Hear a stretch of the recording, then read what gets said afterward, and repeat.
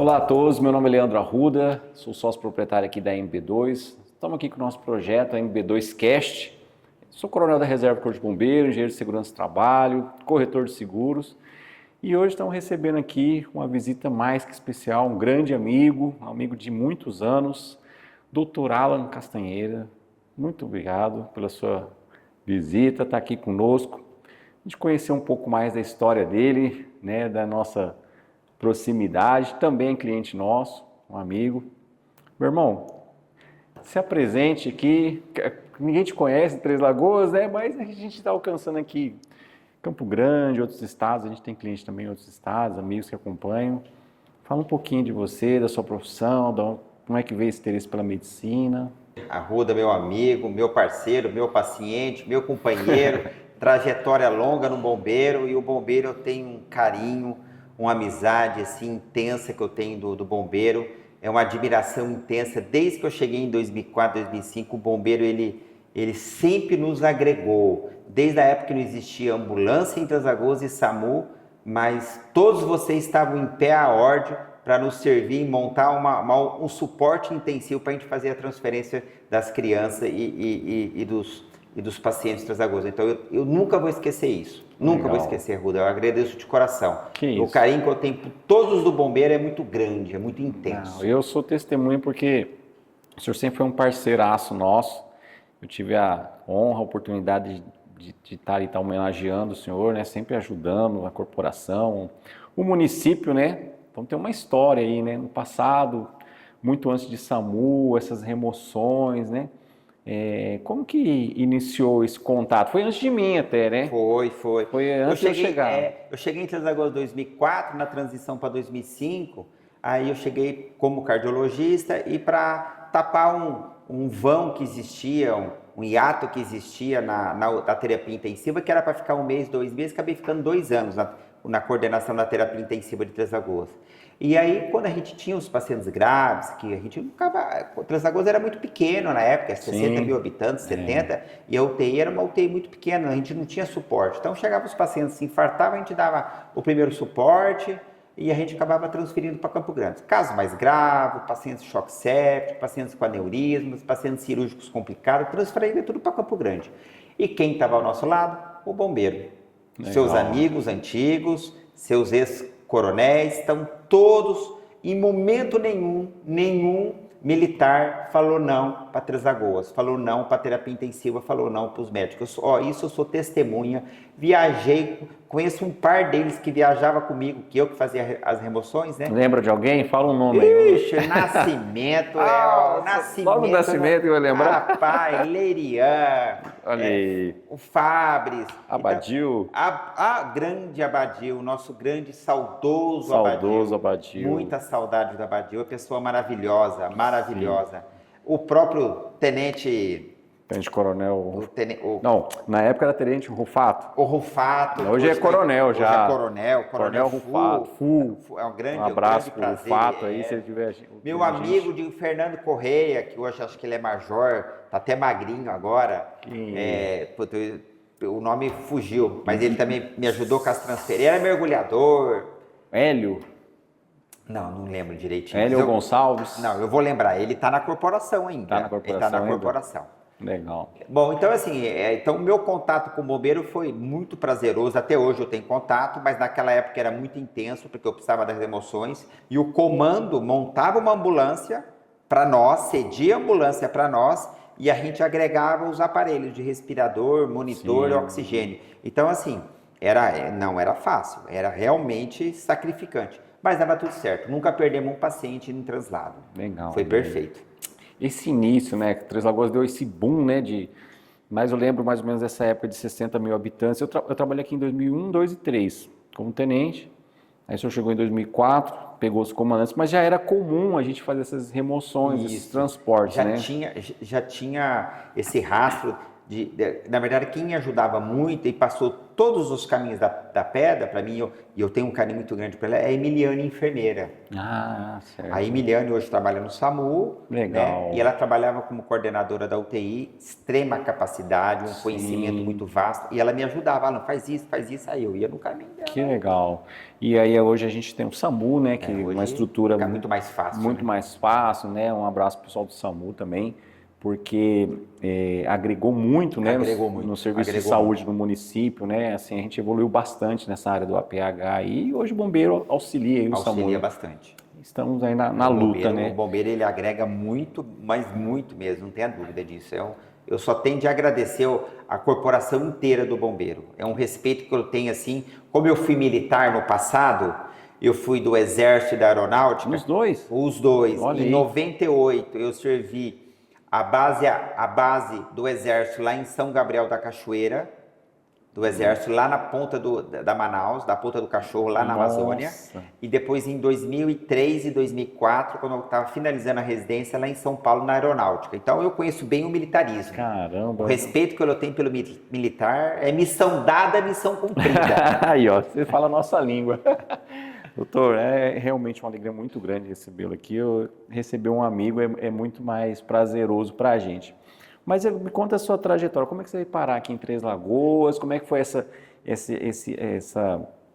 esse desejo aí pela cardiologia? Né? Como foi esse início aqui? Então, na verdade, eu nasci em Mirandópolis, só fui nascer, mas fui criado até por volta de 8 anos de idade em Andradina. Meus pais sempre foram professores de ensino fundamental e do ensino médio. E aí meu pai, de 1970, ele acabou fundando a faculdade, 69 e 70, mas ele fazia o translado. E em 80 mudamos definitivamente para Três Lagoas. Então, nos anos 80, quando eu tinha 8 anos, mudamos para Três Lagoas. Foi quando eu finquei o pé em Três Lagoas. De lá, desde diante, eu nunca mais saí. Só saí quando eu fui estudar fora. Estudei fora praticamente 12 anos, dos 17 anos para frente. Mas desde criança, a mamãe fala que aquelas figurinhas que a gente cola no ensino médio, no ensino fundamental, eu colocava um senhor de óculos escuro, um senhor careca, biotipo da época, né? Careca e gordo, né? Esse é o médico. Os biotipos estão mudando, né? Mudou. Então, na verdade, sempre teve essa vontade de fazer medicina. E a paixão pela clínica e pela cardiologia foi um professor que me inspirou muito. Um grande exemplo da minha vida, o Dr. Edson Bonini, de Presidente Prudente, me inspirou na cardiologia, junto com o médico aqui ao lado de Andradina, que é o Dr. Jurandir, já falecido Jurandir, que os filhos são meus colegas também de cardiologia que estão lá em Andradina. Então, assim, foi brotando aos poucos meu desejo pela cardiologia e minha paixão pela cardiologia. Legal. Eu conheci o doutoral com essa parceria do bombeiro, paciente, né, há muitos anos, desde quando estava na corporação major, ia fazer todas as vezes meus exames lá, os periódicos, né, e toda vez que eu falava assim, puxa, eu preciso ir atrás do doutorado, eu preciso doutorá-lo. Os caras falam, por quê? Você falou, não, prevenção, né, segurança. Então, eu sempre enxerguei o Dr. Alan como uma pessoa ligada à prevenção, ligada à segurança e da minha saúde, né? Como é que o senhor enxerga em relação à prevenção, à segurança, né? Agora trazendo um pouco para a nossa área aqui, né? A gente trabalha tanto com seguros, né? Como a segurança, de modo geral, segurança do trabalho, as certificações do Corpo de Bombeiro. A gente sabe que, na verdade, isso que a gente está trabalhando cada dia mais na prevenção, ela acaba saindo muito mais barata do que você tratar a doença em si. A doença em si pré-estabelecida, ela já instalada, o infarto, o AVC, você vai tratar a doença já catastrófica no paciente. Então, quando a gente faz uma prevenção e dá uma qualidade de vida para o paciente, a gente descobre a doença antes do evento catastrófico, principalmente do AVC, do infarto e de muitas outras, ela acaba saindo, eminentemente muito mais barata. Então, você fazendo exames de rotina, exame de prevenção, principalmente exames de check-up, você consegue detectar o antes do evento da doença. E acaba, tanto para o convênio como pelo paciente, a prevenção é alma do negócio, porque você não vai deixar o paciente infartar, ou ter um AVC, ou ter um outro evento catastrófico para poder tratar. Claro, se acontecer você trata, mas isso é muito mais custoso para o paciente, para os familiares, para o médico e para a instituição que faz a cobertura, que no caso seria o convênio, ou o CACEMES ou o Unimed. Então a prevenção, hoje a gente sabe, cada dia mais é a alma do negócio. E a gente vive um mundo hoje de prevenção, de muita conversa a respeito disso, de exames novos, coberturas novas, atividade física, o controle do nível de colesterol cada dia mais baixo, da glicemia, o cuidado que tem que tomar muito cuidado com o uso de anabolizante. Então, assim, de modo geral, a prevenção é a alma do negócio. É a alma do negócio. É justamente isso que eu queria ouvir do senhor, né? Eu já imaginava essa resposta, porque até naquilo que a gente trabalha, às vezes há um certo preconceito, né? Tudo que você fala de prevenção, mas nunca aconteceu comigo, nunca... Eu perdi um amigo ano passado, 39 anos, e ele não fazia exames periódicos tal, e estava correndo, estava fazendo crossfit e tal, e ele teve uma parada cardíaca, né? Aí nem conseguimos, assim, identificar exatamente o que foi e tal, porque como não teve, assim, uma perícia, né? Mas, assim, a gente vê a importância de estar fazendo esses acompanhamentos, né? A prevenção, ela é a alma do negócio em todos os negócios, né? Então, a gente, seja no nosso CNPJ, na nossa pessoa física, na nossa empresa, nos nossos carros, né? Com a própria vida, prevenir como, imagino, com as doenças cardíacas, né? Prevenir sai mais barato do que remediar depois, né? É isso aí. Imagino que quando a gente tem um quadro aí evoluído aí numa situação de tratar mesmo, né, das doenças cardíacas, deve ser bem mais... É muito mais complexo, acaba sendo muito mais custoso pelo próprio convênio, para o paciente também, porque sofre mais, né? Sofre demais, muita medicação, muito exame. Eu falo que você vê que as empresas ficam em cima de prevenção, bate em cima disso absurdamente, mas é a alma do negócio, porque no sentido que a gente, depois que você tem a doença pré-estabelecida, você tem uma lesão, principalmente você pega um AVC, por exemplo, que a pessoa fica com uma sequela gigantesca, é pro resto da vida. Que qualidade de vida que a pessoa vai ter? Uma sequela motora monstruosa ou outro tipo de sequela intelectual, um déficit cognitivo. Então, assim, é algo que arrebenta a vida do sujeito pro resto da vida. E dos familiares também. Por quem vai cuidar desse ser? No mínimo 2 pessoas. Então, realmente, a gente fazendo o controle anualmente, a gente consegue pegar muita doença antes do ocorrido, né? E fazer a prevenção no sentido, vamos tomar essa medicação, vamos fazer atividade física, vamos tirar o sobrepeso, vamos tratar a obesidade, vamos controlar a glicemia. Pô, nós temos drogas novas aí no mercado.